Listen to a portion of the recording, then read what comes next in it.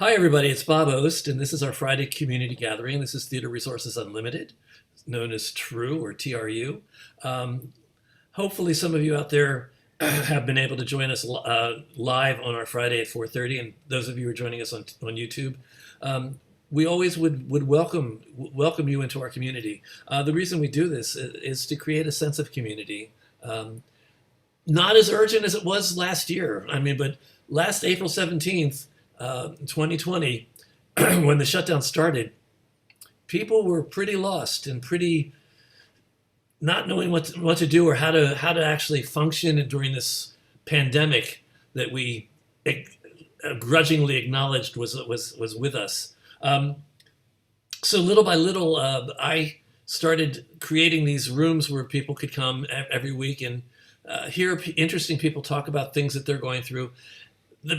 One of the keys to what I've been doing is making everybody feel like they're part of a community when we were all in shutdown. Remember when we thought it was going to be 4 to 8 weeks and we thought that was incredibly long? Oh my God, how can this go on for 2 months? Then remember when it was going to be Memorial Day, and then 4th of July was going to be Liberation Day. We're all going to come out of our shutdown and be together, and then it was September. Well, here we are. It's like, what is it, 15, 16 months later. We finally have a vaccine. Most of us, if not all of us, I hope all of us have been vaccinated and are playing it safe and are still being cautious, because this is nothing to play around with, what we've been going through. It's major. It also has been, I think, the universe telling us to go to our rooms and think about what we've done. And I think that a lot of us have learned a lot during the past 15 months. And now that we're entering live performance and live gatherings again, I just want to remind everybody to continue to be a little cautious. We don't want to have another spike. It has happened before. But isn't it great that we're actually able to go out there and see each other and hug? That's kind of, remember hugging? Does everybody remember hugging?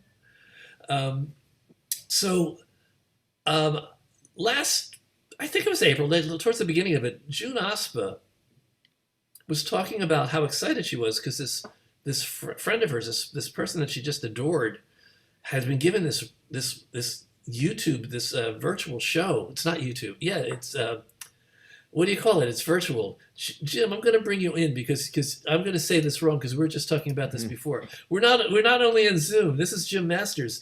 He does the Jim Masters show live every week. Actually, more than every week. How many times a week do you do it? 7 days a week live.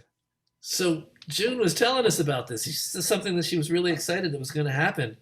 And who knew that Jim Masters was going to take over YouTube as being one of the media stars of YouTube.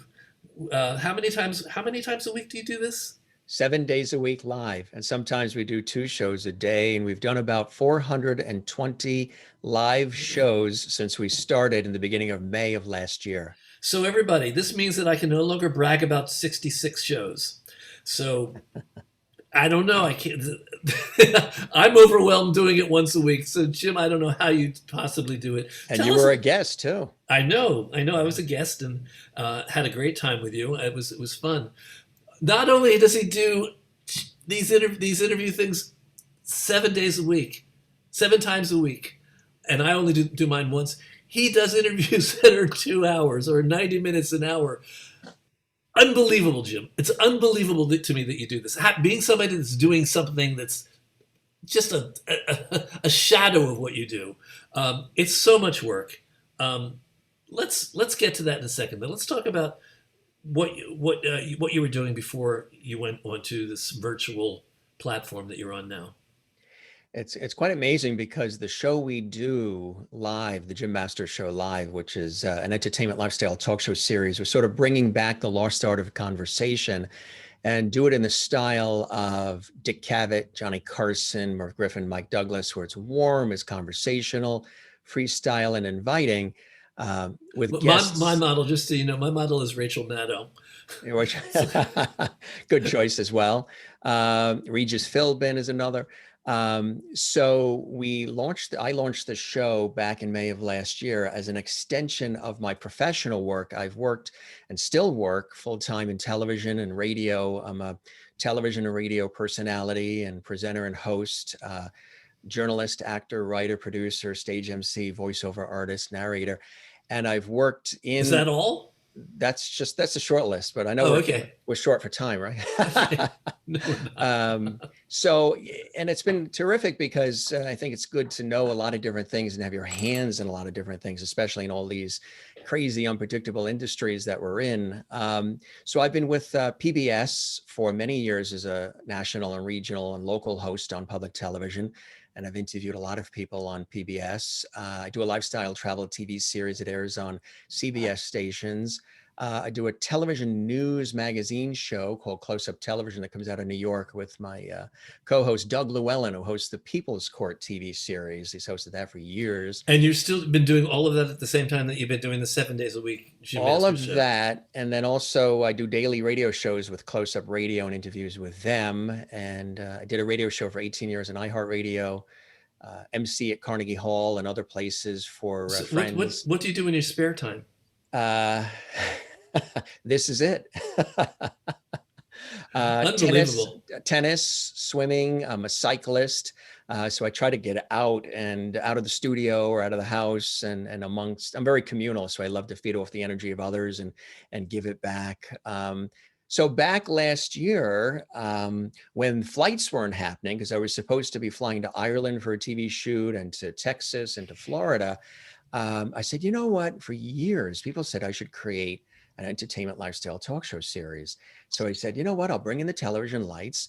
I'll build the home studio, flip the switch, and I'll just start talking to the camera as a host personality, which is what I do. And people started following, people started watching, and we did themed shows, childhood toys, nostalgia. I mean, a lot of different things, food. I mean, different things to appeal to a wide variety of viewers. People started following. And then I said, you know what, why don't I invite some friends on who are, in Broadway and television and film and music and all these different areas. So they all started coming on. June was one of the first guests to come on. June Osman and I are dear friends as well for years. And then what happened was guests started telling other guests, wow, I was on the Jim Master Show live. I had a good time. It was great. You should go on. And then now we have agents and managers and PR people who contact us as well, who say, I represent this person. I represent that person. We watch the show on YouTube at Jim Masters TV, and I love the vibe. And I think our, client would be appropriate for the show. So do me a favor. Tell me, who is your team? You're not a one-man show. You actually have help. It's me. I host it, I produce it, I schedule it, I respond to the emails, I work on the bookings, I do all the technical directing, camera angles, lighting, scene shots, graphics, all live as it's happening. So after all these years, I meet somebody who's crazier than me. Okay, good to know. Looking at probably expanding, because we hit the year point. We had an epic 1-year anniversary celebration live. And that's the thing too, we do it live. And sometimes the show, we don't put a time on it because it's conversation, it's warm, it's freestyle. We have live viewers who watch from around the world, and they call themselves, they comment during the show too, which I love because, I'm very cognizant of the viewer, of the listener, of the audience, bringing them in as much as us chatting and talking. And I do that in my professional work as well. So in the summertime, I was saying that the show has a lot of light, love, and levity, and especially during the pandemic. And again, one of the reasons why I said, let's do the show now, when people have asked me to do it for years, was there was a little more time to do it. I was still working in television radio full time, but we weren't flying to shoots and different things like that. So I had a little more time, and that's really why I flipped the switch and did it now. Oh, Jim, I feel like such a slacker. But you know what you are, as of when you came on the show, a levity. And what happened there was we said the show is, all about light, love, and levity.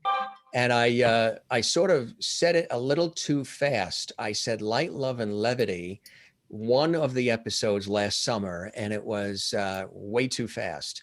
And I said levity. And the minute I said the word levity, the viewers went wild. They're like, "Oh, that stop right there. That's not an accident. That's on purpose. You were meant to say that because that reflects, what you do on the air." So they started calling themselves the Lovities, part of the Levity Squad. They call me Mr. Levity. They call this Levity Hall. All the guests, as you know, and June knows, they welcome as a Levity. So this whole warm, freestyle, conversational, Dick Cavett-esque type of approach is what we've been doing. And even though it's online and streamed on our YouTube channel, Jim Masters TV, I treat it and host it and produce it like a television entertainment lifestyle talk show series. So in its production, in its vibe, in its feel, the flow is like a television show that you're watching. You just happen to be watching it on streaming on YouTube. So you've talked to hundreds of people during the pandemic. I would say at least about 6,000 people in my career, and about, I would say minimum 420 in the time we've been on. So any interesting pivots, any interesting stories from people? You can name names if you want, or you don't have to. But just you've been a source of so much information about what people have been going through during the past 15 months. So I mean, starting back to the first show to now, what are the trends that you've noticed? How have people gotten through this? Has it been awful for everybody? Has it been good for some people? It's been across the board. Early on in the springtime and early summer, when I was talking to some of the guests, again, we bring on guests from all walks of life, not just celebrities or people who are, in shows or on shows or what have you, every category of life you can think of.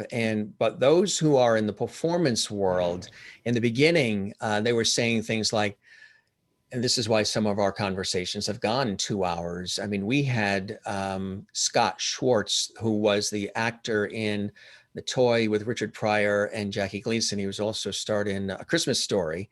And he literally had so much he had to share and pour out. This was last early summer. He was in his backyard at his home in California, and he drank about 10,000 Diet Snapples and went through lots of cigarettes. And he just needed to open up and vent and share. We were on for 6 hours live on that show. That's the topper as far as length. And he talked about everything. Does Guinness know about this? A lot of people said that I should be doing that with these shows because they're half hour, 2 hours, however long, if there's a good vibe and we're just letting it flow. And a lot of people have wanted to share because some of them, they've said it's the very first time that they've been able to do something, connect. Some in the beginning were depressed and anxious because they had so many things lined up for 2020 that all stopped, and they worked towards 2020 being a big year for them. So some of them just really poured their hearts out, and it's been very therapeutic for a lot of the guests who have come through, which has been very beautiful, along with the entertainment, everything else we do. But it's been almost like a therapy session for a lot of people. And then I'll usually ask them, how have you been staying creative, collaborative, and connected and sane? And every single one of the guests have said, I'm still working on the sane part, Jim. Let me get back to you on that. And but they've been reconnecting with family.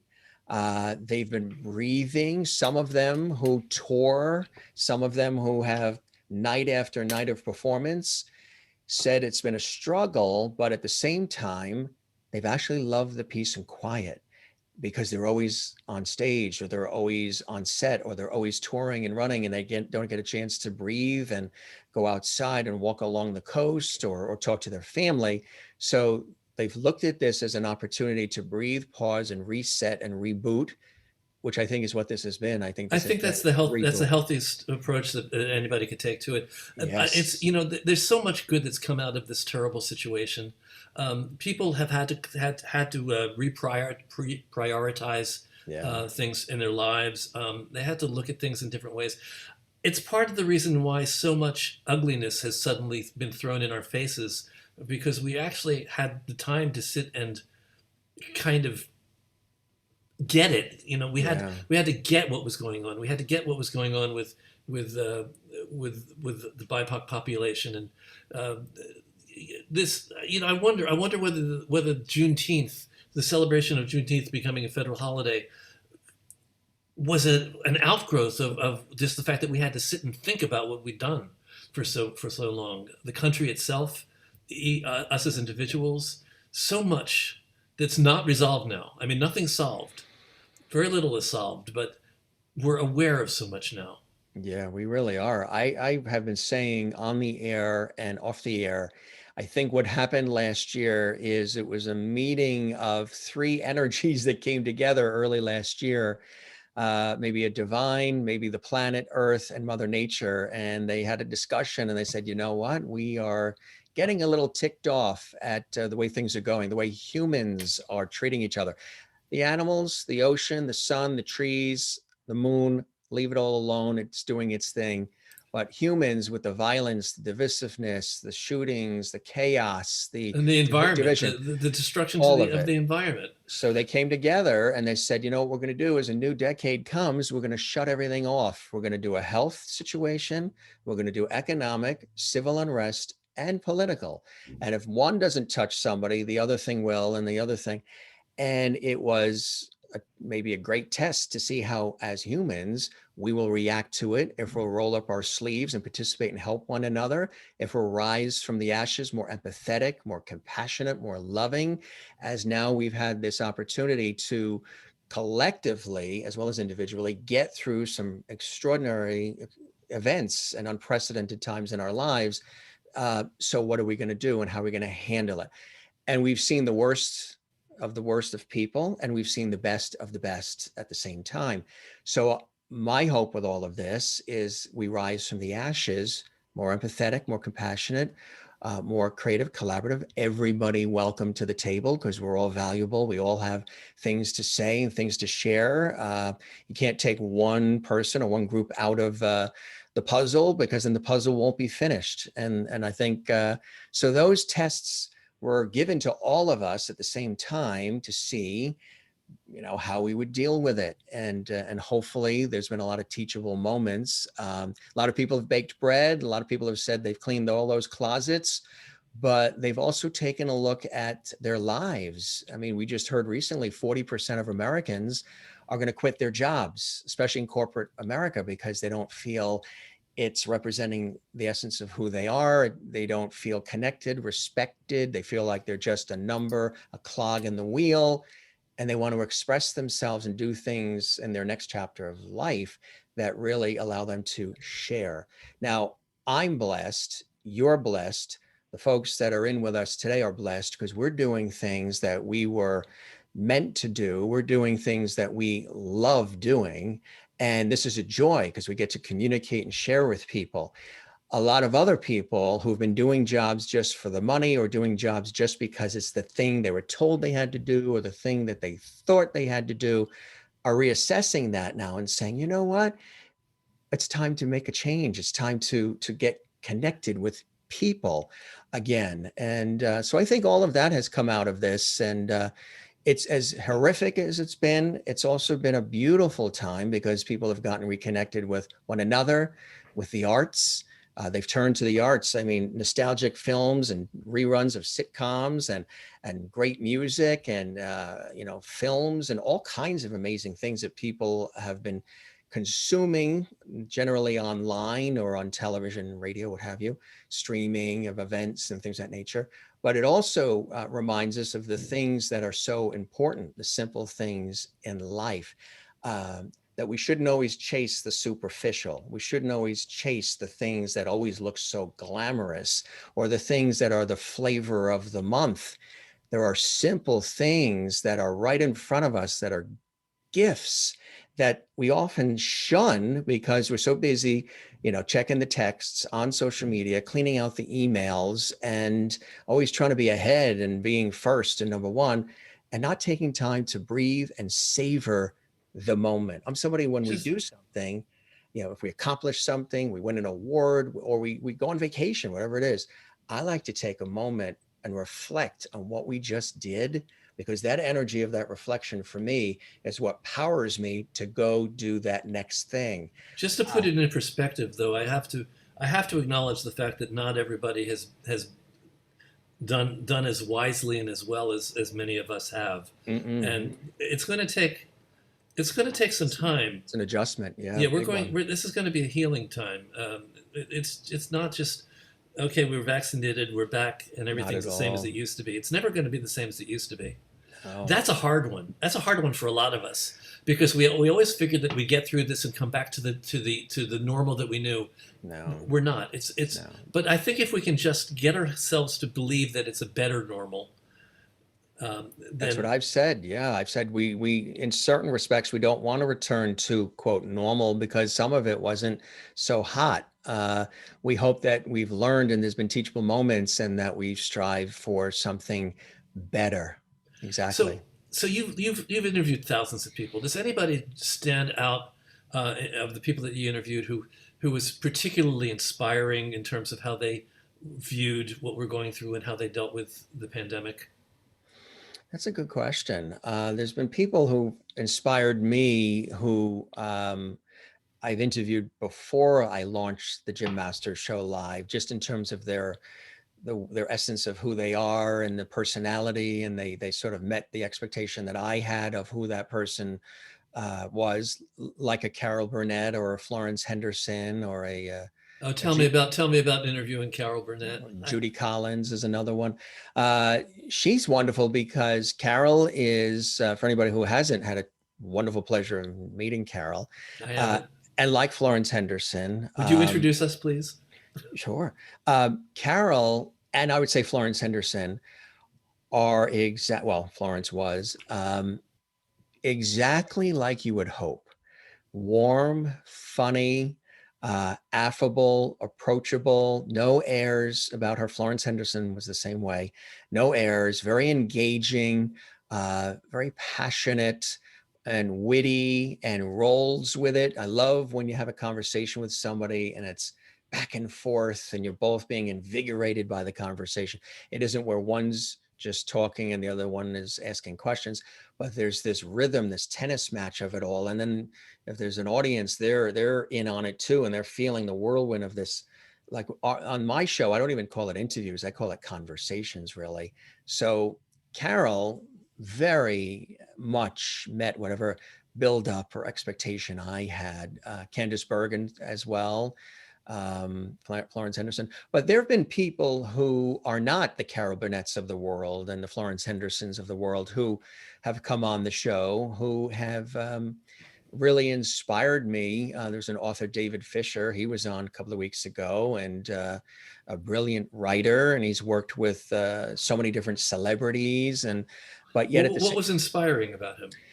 uh, we clicked immediately because of the fact that, and Michael Shevak, another incredible author as well, and rabbi, he's in DC now, but the two of them, I would say it was really, really amazing because we got into what would normally be just a typical conversation, tell us what you do, tell us about the book, all the usual stuff. But our show always takes this turn to where we go deeper and we end up talking about life and the meaning of life and how we get through things. And both of them, they just opened up about their lives. They just opened up about who they are and how they see people in a similar way that I do. I don't see people just for the outer shell. I have friends who have various disabilities. I have friends who some of them are social outcasts, is how society would label people, friends of all different backgrounds. And I don't see, I've been with people who have been introduced to a friend who might be sort of social phobic. And then they'll whisper to me, oh, that person's social phobic. That person doesn't talk. That person, what's wrong with that person? And I'm like, there's nothing wrong with that person. That person is the salt of the earth. That person calls all the time. That person checks in when there's a loss. That person is right there, the salt of the earth.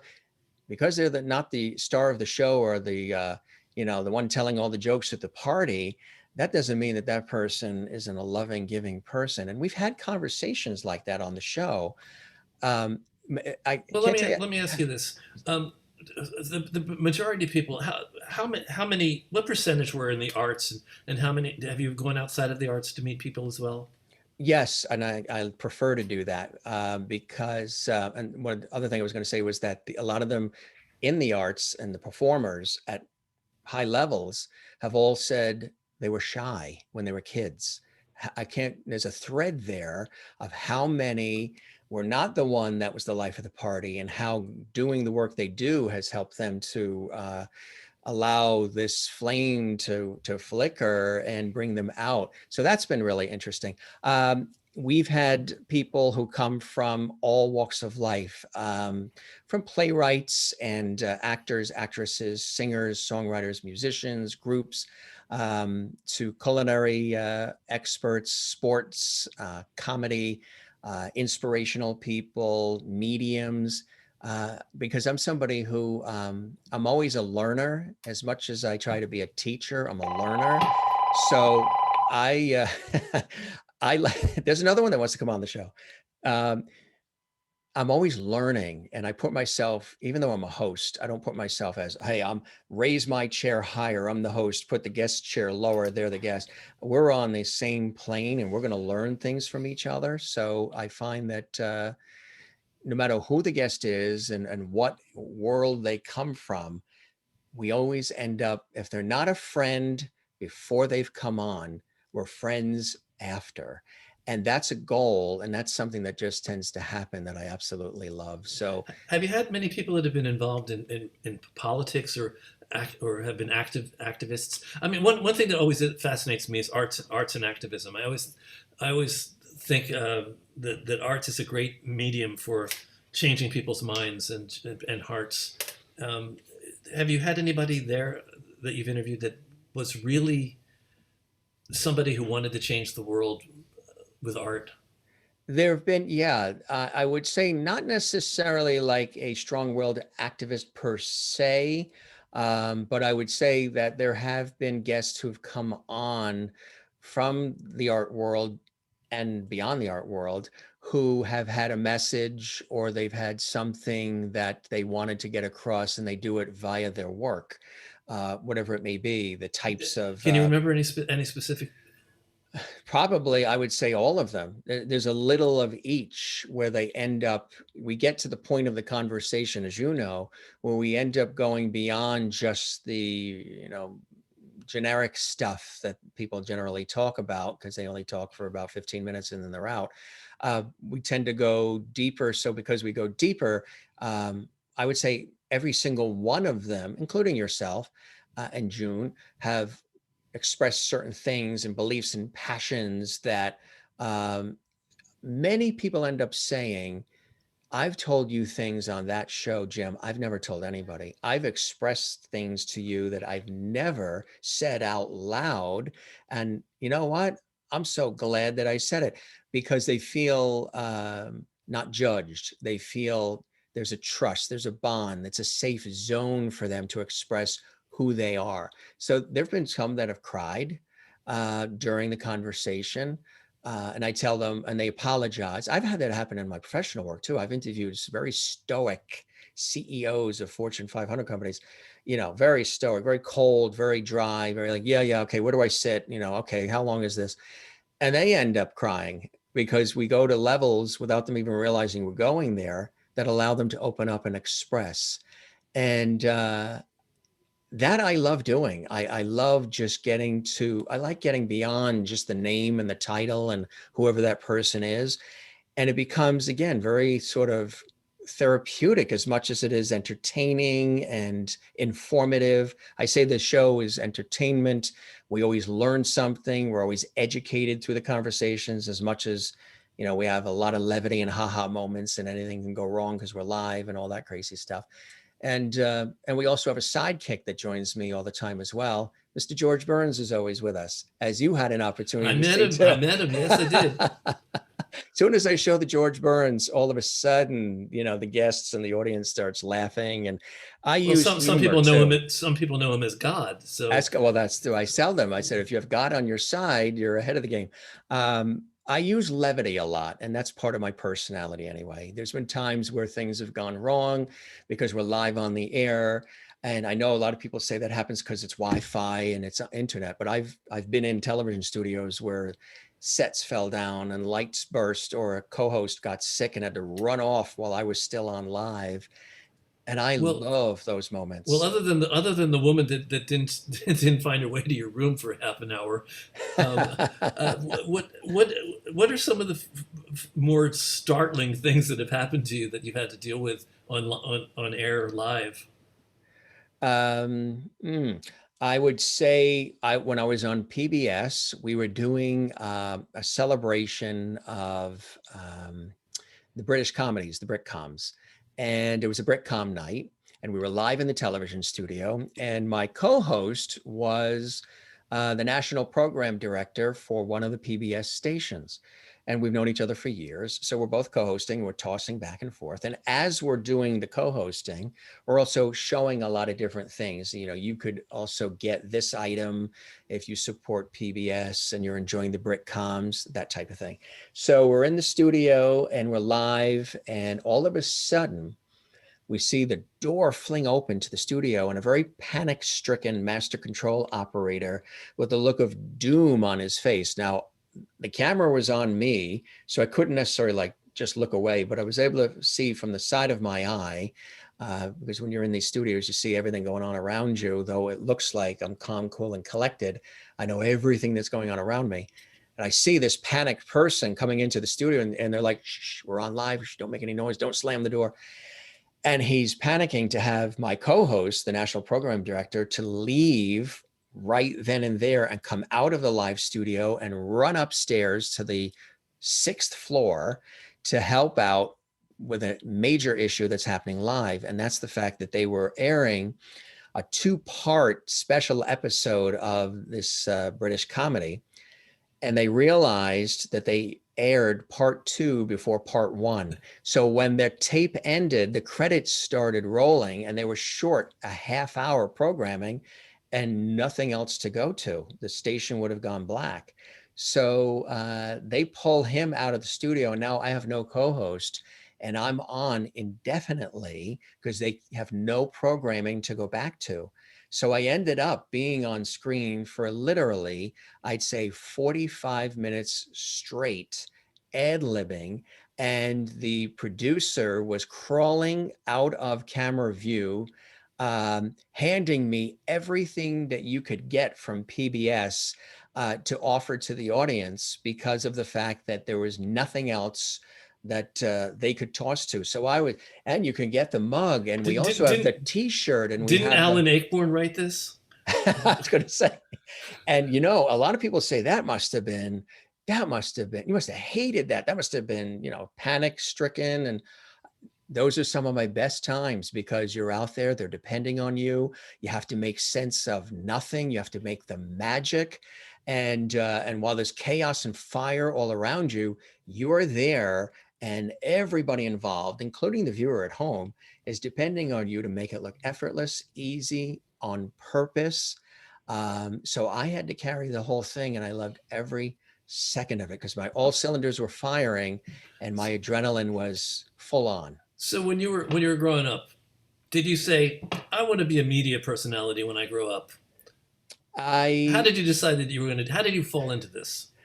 When I was a kid, I had the Panasonic cassette recorder and the little microphone, and Oh, you did. You did want to do it when you grew I up. used to interview the family. We used to do plays in the bedroom. We did plays in our garage with our neighborhood kids. And, but I also wanted to be an architect and designer, and I studied architecture and design as well.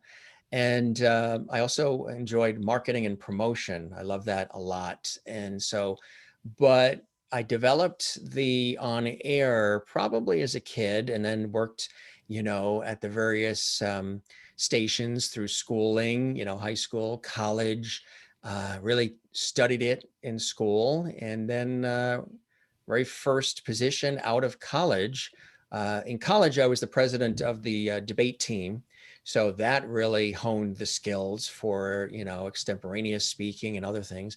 But then one of the first things that I did, I was working for CBS 10 and 55, which is WLNY TV in New York. It's based on Long Island.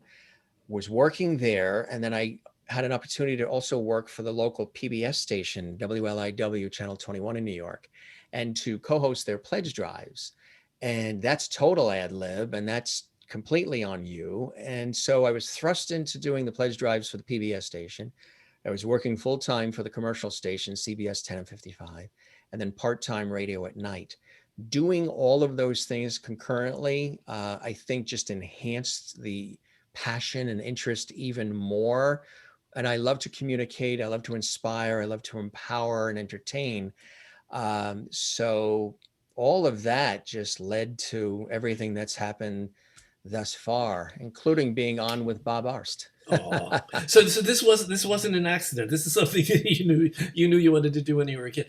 The only thing I knew, I was writing rhymed poetry when I was 4 years old, so I knew I wanted to be a writer.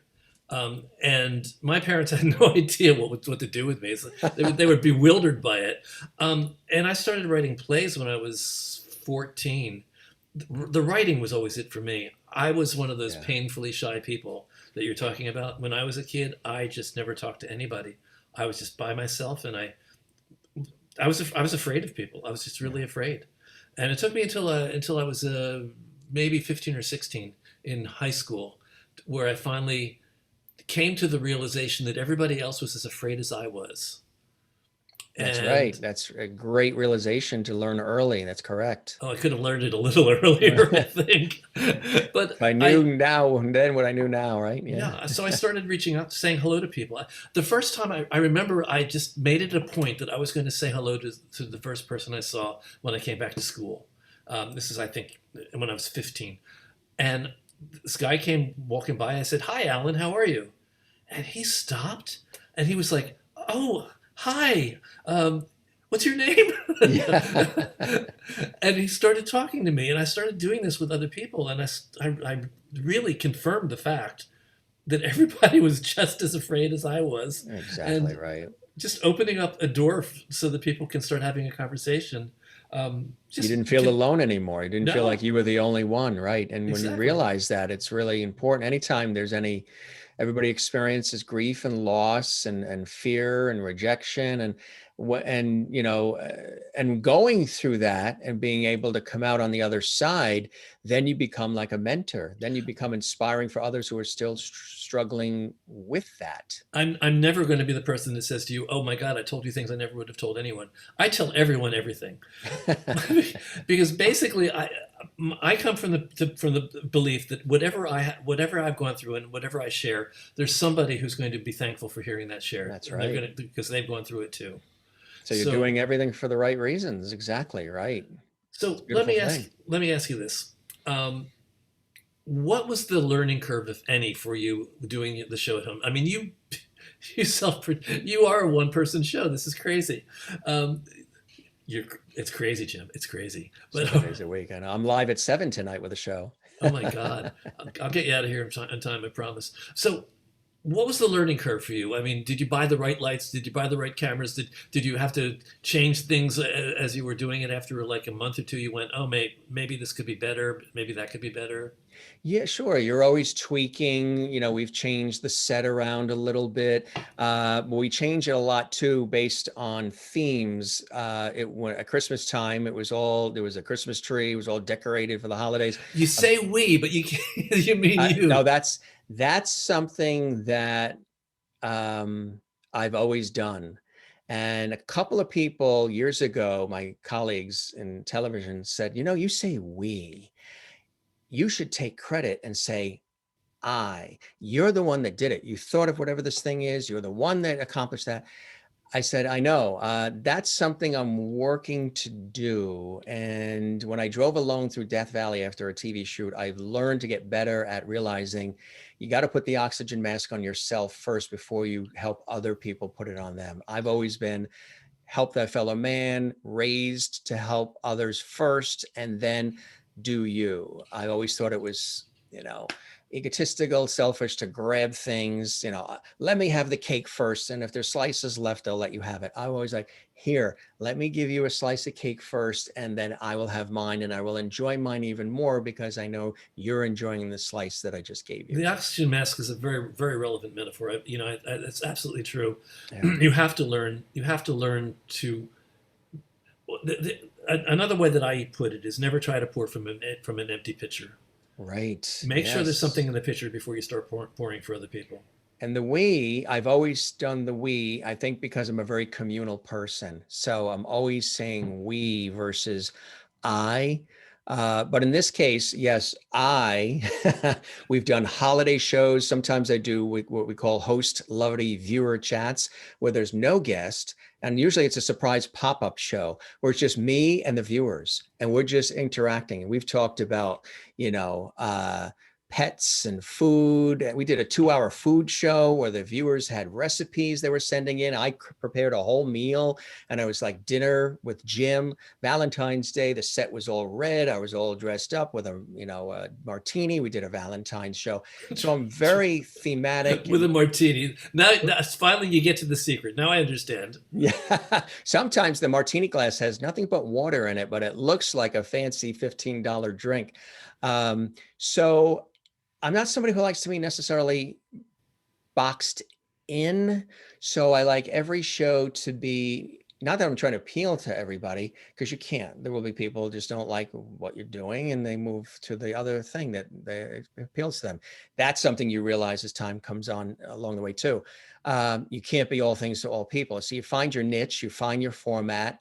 People will either like it, they will follow it.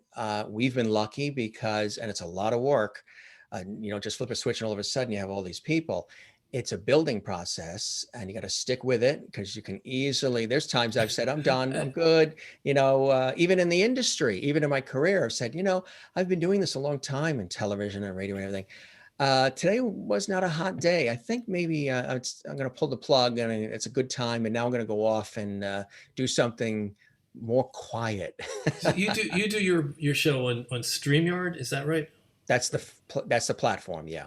So tell us about how that works, because we've got people in here in the room that need to know how to use these platforms and need to know how to do things. That is there's a couple of different ways to use it. There's a free version of it. It gives you a few things just to get started, but then there's other levels where it's paid. And I'm in the top tier of paid. And it gives you, some other technical things that you can use while you're live doing it. The ability to bring in graphics and to bring in lots of different people all at the same time and move images around and things of that nature. The StreamYard, the name is really good because they streamlined the way you can do it. So that way there you can focus a lot more on the content than have to worry too much about the technical. I'm on top of all of it because that's just me. When I do the show, I'm thinking of it as somebody who's coming from the world of television. So I know I'm thinking of it as what is the viewer seeing? What are they watching? Not what I just want to present, but Madeline, who's watching in Iowa, what is she getting out of this? What is she seeing from this? How is this sparking her interest? And what's going to keep her from not wanting to come back tomorrow night? So through that system, that platform, it's given me the opportunity to be able to do some of that and focus really on the content as much as the production and the technical side. There's a lot of visual aspects that we add into the show. There's a lot of movement to the show. It isn't stagnant. Back to we again. Still yeah, that's we. always going to be. I'm a team guy. I'm a team. You remember the first question? One of the first questions I asked you, I said, "Tell me about your production team. Tell me about all the people that work." People ask that all the time. Yes. Like, it's just you. Okay. It's I. Yes, me, myself, and I. Exactly. So, but what's happened is, Bob, it's become larger than I could have expected. We have a waiting list of guests that's going now almost daily into September, and it's only the end of June now. and it's getting bigger and bigger and bigger. And I have like 50 emails to return of people who represent people who want to come on, people who want to come on. And it's really been an unreal balancing act. I've been going to bed at 5 o'clock in the morning and getting up at 9 or 8, because when you're doing a show like that show, I'm ramped up. Even though I look calm, cool, and collected, I'm all in, all cylinders are firing, and I'm really on it, in the zone. So, it takes time to come down from that. So it takes me hours to come down. And usually then I'm responding to people that are emailing or that have questions, or I got this great guest to come on, or whatever it may be. So it's become a full-time situation that normally would have about 25 people working on it. In conjunction to my day-to-day work in television and radio, um, it's at a point where it can be a little, tough. You have to see family, you got to eat, you got to sleep, you got to, take some I time. usually pick one of those. Yeah, that one of those, the eating is really good, the sleeping is really good. Yeah, Um, I don't have time for both. I've even had to say sometimes, I'll hang in there. I'll circle back. I will get there. But right now we're uploading photos, or we're checking video for copyright claims. That's a whole other thing. Guests will send you video of them singing, or official music videos, or content from their TV show or their movie. And we've learned something that I learned is test it before you air it. Because when you air stuff that has any sort of copyright on it, distributors, publishers, labels will claim it within seconds of you airing it. And we used to do the show on Facebook and YouTube, and I stopped doing it on Facebook, number one, because I really wanted to focus on the YouTube channel. And I just like the fact that it's called a channel and it feels like a television channel, and I'm used to that sort of world. And also, what Facebook will do is, if you air a piece of music, or a video clip or something that their algorithms recognize as copyright, they can actually knock your entire live show off the air. Then they don't care about you trying to fix it or get claims released. They will take you right off. YouTube can block you in certain countries as you're airing live, based on whatever the relationship is between the distributor, publisher, or label that has put this material out there on behalf of the artist. Whatever that is that they said, anybody uses this copyrighted material, YouTube block the broadcast. So YouTube will do that. But generally, YouTube will give you a copyright claim, and then YouTube will say, okay, you've got a couple of options: mute the material, delete the material, or approach the individual and say, we need the claim released. So I've had to do that on numerous occasions. Go back to the guest and say, we just got 5 copyright claims against the show and the episode because the material, oh, but I wrote it, I composed it, I sang it, it's mine, it's my thing, it's my, yeah, but you also have hired distributors, publishers, and labels who are distributing it for you, and they said that they have the copyright on it. So they're claiming copyright on YouTube. So if you can, please call your distributor, your publisher, your label, and tell them you would like the material that has aired on the show to be released for use. And then they'll contact YouTube, and YouTube will release it. And then so there's no claims. Because if you get too many claims, you'll get a copyright strike. If you get 3 copyright strikes on YouTube, YouTube has the ability, and oftentimes deletes your entire channel and everything that's ever been on it, no questions asked. Well, YouTube also does their own search. Basically, anything that I upload to YouTube, it goes through one of the steps it goes through is they do a copyright search on it. That's brand new. They just started that, and that's been a big help. So anytime we do material, like for example, our guest tonight is a singer, songwriter, and music journalist. Who is that? Paul Zolo. He's with American Songwriter, and he worked with Tom Petty and a lot of other acts over the years. And he gave us 4 videos One of them is like an official music video. We tested it previous on YouTube, copyright immediate, copyright claim, uh, Sony, BMG, UMG, Latin America, this, Right. but 50 different places. So we said, hey, we can't use that because it's got a copyright claim. Do you have anything else? And then he supplied other videos that are things that are not released, or him maybe performing, on stage somewhere at a club. Um, they'll also do that with backing tracks. Well, let me just ask you because we're going to be running out of time. I want to talk about your show. Who finances your show? How is it distributed? What is your business model for this? The show is 100% me in all those areas. Oh, So we but do the are you finding a way to monetize it at all? I mean, you do such a yes, service. yes, and that's through YouTube itself. That's you, the relationship with YouTube.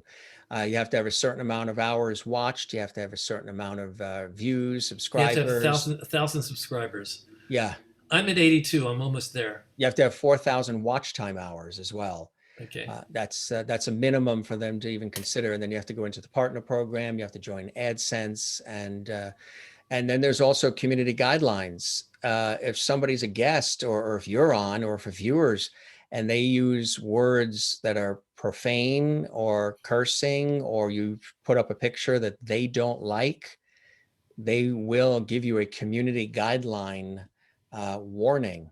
And sometimes that can be inaccurate because it's all via algorithms. We had an episode where we had the Pointer Sisters on, and fantastic episode. People loved it. They loved it, and a lot of people watching it. But something in their algorithm flagged it as sexual content and nudity. And what was weird about that is there was none of that, and there wouldn't be any of that anyway in it. And the episode hadn't even aired yet. So there's no content for them to say that there's any of that in that content, because that episode wasn't even aired. So we had to write to them and said, this is a little, off kilter, community guideline question on an episode that hasn't even aired yet. What is that about? And they responded and they said, oh, it was a computer error on our part. There's none of that. We don't know what happened, but it was a glitch on our end. So sometimes that will happen. You'll find that there'll be glitches, or their computer systems or algorithms will detect certain things that aren't even there or present. So you really have to, there's sometimes we have guests on and they'll say, can I curse? And I'll say, I said a curse word on your show. I know. and it depends, if they pick up certain words, depends on everything's context. But that's been the learning curve. I didn't get you into trouble, did I? I remember I said something after I said it. I thought, I wonder if I shouldn't have said that.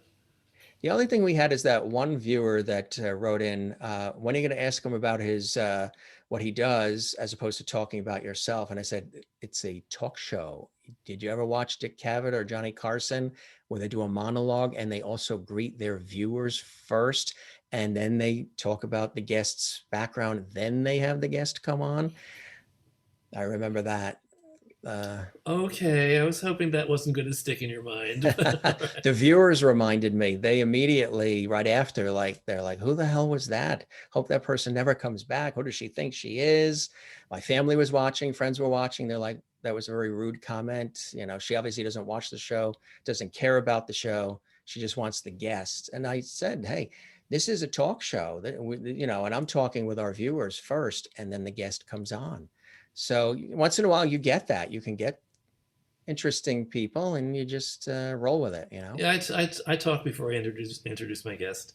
Yeah, that's what basically, to me, it's a Rachel Maddow model. Regis Philbin did it for 20 minutes with Kathy Lee Gifford, and that's how I do it. I talk about life. I'm talking about the things we did that day, and I'm conversing with the viewers, because the guest is there that night. The viewers are there every night. So a relationship with the viewers has to come first, and then you bring in the guest and you have the relationship with the guest. And if you're just doing a video where you just pop right on, that's different. But a live show that's done like an entertainment lifestyle talk show, it's a different beast and it's a different scenario. And it sort of stands out on YouTube because on YouTube, there people will post videos, edited videos where there's just a little open and then they do their thing and then they disappear. We do it like a television show. So sometimes we've had to explain that, if they're a super fan of the guest and they follow every move that guest makes, sometimes they'll be like, when are you going to get to the guest? Where's the guest? And we're like, hang on, the guest is waiting in the wings. We're talking about, life right now. The guest will be on in 2 minutes. Hang right on. Okay. So I want to just to the room. Does anybody want to say hi to Jim or ask him a question or just turn your audio on and just ask, or you can do a virtual hand raise or you can put it into the chat. But They've all been muted. I don't think I have to unmute the host can't unmute people in Zoom. They have to unmute themselves. Yeah, they have to unmute themselves. Yeah. I can mute them, but I can't. Then I have to ask them to unmute themselves. Same thing with video. Guys, so this is our pal Jim Masters And George Burns. and George Burns. Oh, you know what? That's I the gotta we. tell you, There's the we. There you go. George works so hard for you. Gosh, He does. Yeah, he Lord. does. I have to tell you that I'm kind of in awe because I could barely make it through like one community gathering a week without going nuts. And I'm always looking for people to interview and things that are current and things that are happening. And I send out emails and emails and emails. People come to you. Do you know how blessed you are? My goodness, that is so cool. Well, we try to make it, warm and inviting, and I like to lift people up and inspire them. And I'm very, that's very important to me to have that tone and keep that tone where everybody has a good time. A lot of the guests afterwards, they'll say, hey, when can I come back on the show? Let's break bread. Let's get together for a glass of wine. If we're not friends beforehand, we try to be, we become friends after. And that's the sort of, like I say, the old school conversational freestyle way that entertainment lifestyle talk shows used to be, but we blend in a modern vibe, modern twist of today. So it sort of represents the kind of work I do anyway. I really like to have a good time and sort of raise the level of the vibration a little bit higher and have some really meaningful conversations. And again, sometimes we take the show on location. We're going to be doing a lot more of that this summer. Sometimes we've done these host levity chat episodes where it's just me and the viewers interacting, and they're posting about their children and their kids and their favorite recipes, and very much, host viewer conversation. And then we have a lot of guests, but it wasn't going to be all guests. It was going to be, hey, I'm Jim and let's chat. But a lot of people want to come on. Something occurs to me. It's a blessing. I know that you interviewed my friend Jane Berger. Have you interviewed many producers? Oh my God, we've had tons. Yes, yeah. Did What you see other when producers? you see when Austin Pendleton was on? I think of him as a director, but all right. Yeah. He was on as well. And an actor. And an actor. Yeah, brilliant too. They come from all different backgrounds. Some have been from Broadway, some have been from film, some from television.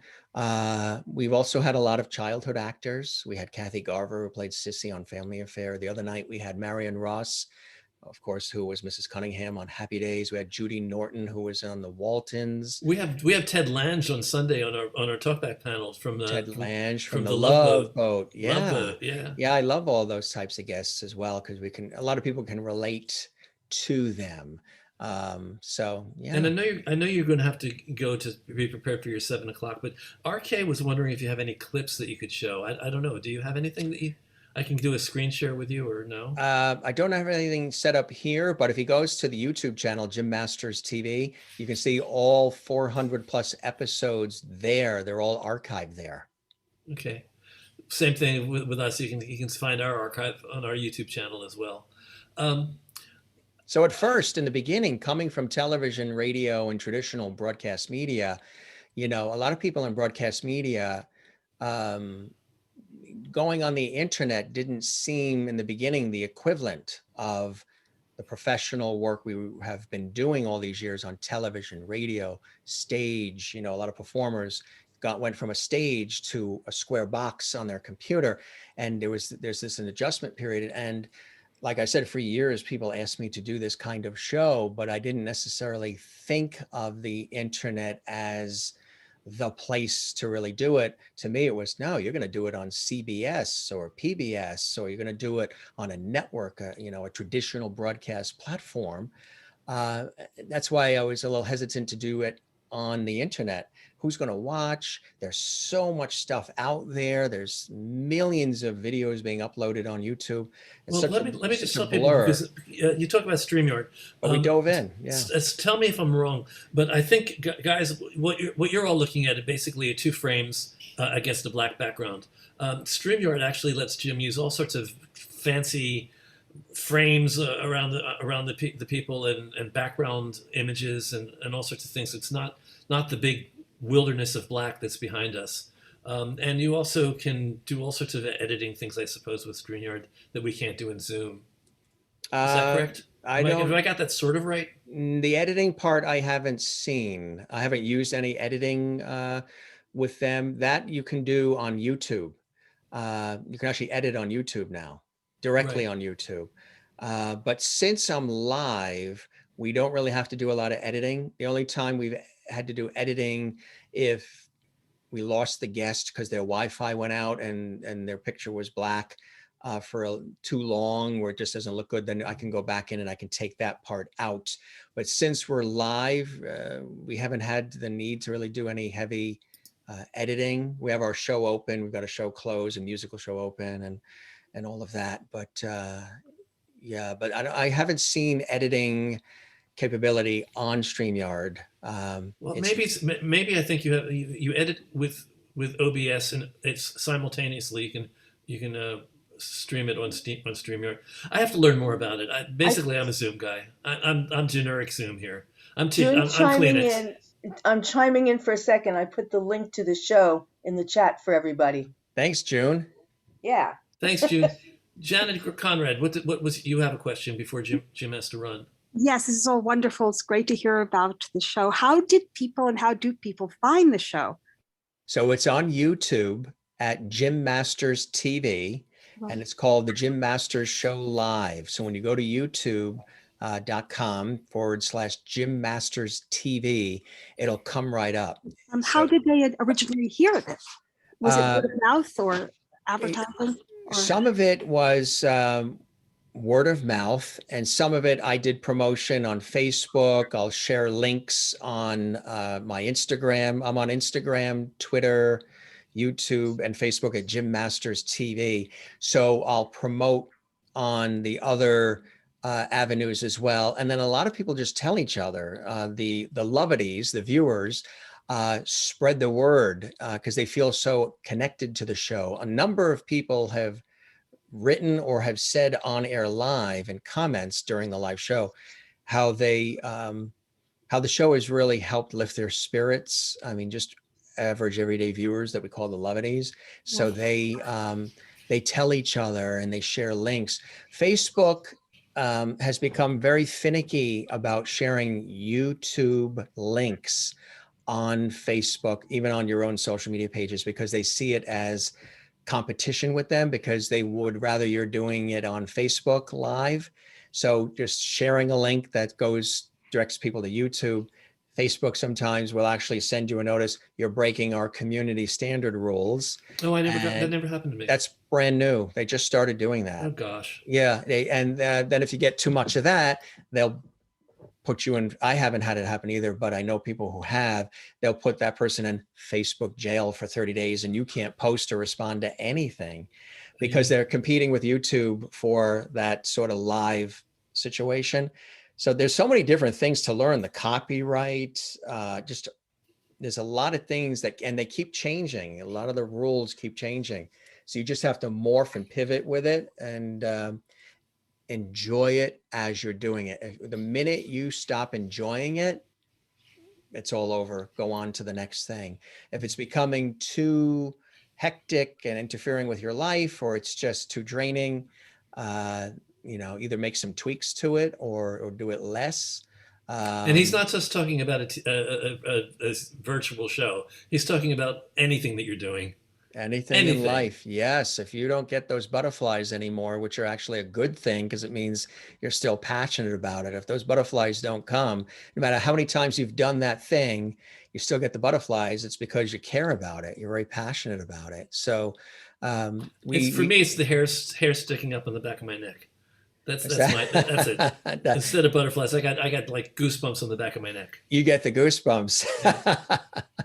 But you have to enjoy, you have to enjoy it. And what happens is, like with this show, the Jim Master Show Live, I've been able to even open up and express more of myself even more than I've been able to on other shows I've hosted on television and radio and elsewhere, because I'm hosting that show on that station with that network. So it might be sort of part of their vision and part of their creation. The Jim Master Show Live is Jim's creation. It's the essence of Jim. And so it allows me to, talk about my own life and connect it with the viewers. And then we go back and forth, connect it with the guests. You too. I remember that. That happened to me, that type of thing, where sometimes when you're in these structured environments, working for the network, working for the radio station, TV station, whatever it is, production company, you can't always, be as expressive. You can't always have the essence of you be there. There is, but you can't roll with it. So that's another thing that's been really exciting about doing the Jim Master Show Live, is I can do whatever I want, however I want to do it. I can tweak the show. I can change things. I can morph. I can express as much as I want. I can pull in the reins as much as I want. And it's been really terrific. I've been learning along the way and enjoying the ride. As much work as it entails, I've been enjoying it. And learning things about myself as I've had conversations and it opened up about certain experiences I've had in life as well, which has been beautiful. So as live opportunities are going to start offering themselves to you, and you're going to start being able to fly to other gigs, how much of this are you going to keep doing? Are you going to commit to continue to do it for 7 days a week? Probably not 7 days, just because it is too much. And I've had family and friends say, look, I can't imagine. Why don't you pre-record some of them and just schedule them? Don't have them all live where you have to be there and you have to think of all the talk shows. Johnny Carson didn't do 7 days a week. Dick Cavett didn't. Dick Clark didn't. Regis didn't. Ellen doesn't. None of them do 7 days. So I may pre-record a couple. What we used to do is you're going to keep going once we're open again. You're going to stay on the virtual platform. People had asked, when the pandemic ends, hopefully, will you stop? Is this just something you're doing during the pandemic? And I said, as long as you're there, I'll continue to do it because I'm really enjoying it. So that's what I've also said to everybody that's asked me. Yeah, it's all part of the whole thing, and it's an extension of the professional work I do. So we may here and there take a day off. I wouldn't say we're all of a sudden down to 4 days a week. We might just take a Saturday, a mere 4 days a week. Like this Saturday, we're not on. We're on tonight and we're on Sunday, but I'm taking the Saturday off. We had a guest who had to reschedule, and I said, you know what? I have to be with friends who I haven't seen in 14 months, who invited me to go to brunch with them at a yacht club in the area. And they're salt of the earth friends. And I said, I'm going to go. So we're going to go there on Saturday and we're going to have a nice brunch. I would normally have the mindset, I got to get back because I got a show at 7 at night. We're going to take the night off and just relax. Well, you have a show at 7 o'clock tonight. So I'm getting nervous about you. How much time do you need to prepare? It's pretty much all set and ready to go. Do we just do? Yeah. Well, I want to thank you for being a guest. Turnabout is fair play, I thought. My pleasure. Yeah. So this is my community. Nice to meet everybody too. All these great people. We have about probably 600 people that show up at different weeks, and we actually have a contest going to see who's going to be attending the most Friday community gatherings. I think one of the winners is in the room right now. What I made think you it's- pick Friday to do it? I polled people back in last March of 2020. I said, what do you think? Wednesday, Thursday, Friday? And people almost all said Friday. And then I asked about the time. A couple Right. of people said anything but 4:30, but most people said 4:30. So I said, okay. So going forward, I'm trying to think what we're going to do. I'm thinking that people might actually have jobs at some point, and Yeah, exactly. 4:30 may not be the best time on a Friday for people. So I I'm think gonna poll my community. I'm gonna find out what they think and what people want, that's a and great thing to do. I'll figure out what the next steps are going to be. That's what I've done too. I brought in the community, or in this case, the viewers, on certain decisions, and I've even polled them, do you watch the show based on who the guest is? Because I don't want the viewers to just watch the show because that guest is on, and then the rest of the week they don't watch the show. I want them to watch the show because it's the Jim Masters Show live, and we're gonna have a good time together, and we'll always find something, terrific to celebrate. And guess what? We also have the guest, kind of like I use Regis as a reference. People watched Regis on his show because it was the show. It was Regis, it was Kathy Lee or Kelly, and whatever they were talking about, whatever the guest was, whatever the cooking segment was, they wanted to watch the show. So I'm very cognizant of making sure that we provide a variety so they don't just watch because the guest is on and then that guest isn't on tomorrow night and they disappear. So I did a poll recently. We have a Facebook group, JMS Live Levity Hall, and I polled some of the viewers and I said, two things. How do we spell the word levity? I know grammatically to spell it Loveity isn't grammatically correct. However, should we take the E out or should we leave the E in so the word love is intact? Everybody said, keep the E in, let's keep it unique. So we keep the E in levity, even though grammatically you'll get, a net thrown on you, but it makes it stand out. And it was the viewers that decided. The other thing I said is, do you watch the show just based on the guest? And they said, we watch the show no matter who's on. If there's no guest, we just feel good and we want to, watch the show. And if you're not on, we miss it. And that's what you want. You want to have people feeling, not just watching the show, but getting a certain feeling from the show. So the show is a part of their life. It isn't just, oh, guess what? So-and-so is on the show tonight. I'm only going to watch because I like that singer. I don't care the rest of the month about the show. I want them to really fall in love with the show itself because it's something we're doing for them. And then guess what? Bob's on tonight. Barbara's on tonight. Susan's on tonight. This one from Hollywood is on tonight. But we're going to be on tomorrow night with somebody else, or it's just us. So that's something else that I've been very cognizant of. So I want to let everybody know that, so those of you who didn't hear me say it earlier, next week we do have a good lineup of people that are going to be our guests. Interesting. I'm going to take you for a tour outside of New York and outside of even the United States, actually. Ramin Sabi, who's a British producer, is producing Company. The Prince of Egypt. The Prince of Egypt is one of the pieces that he's getting ready to open, and also Company in London and Company here in New York. He's going to be talking about reopening in London. And I have Neil Gooding, who's in Sydney, Australia. He's going to be talking about what he's going through trying to reopen his shows in Australia. I may be able to get somebody from New York as well, but at least you're going to have an interesting view of London and Australia, of UK and Australia. So I hope you come back next week. Everybody can come into the room now. One more thank you to Jim. I thank you for being my guest today. And I want everybody to remember that it doesn't hurt to support us. So this is free for many of you, but if you can make a donation, it keeps us going. And please also remember to come see our show on Sunday, Golden Wings, on Sunday at 3 o'clock.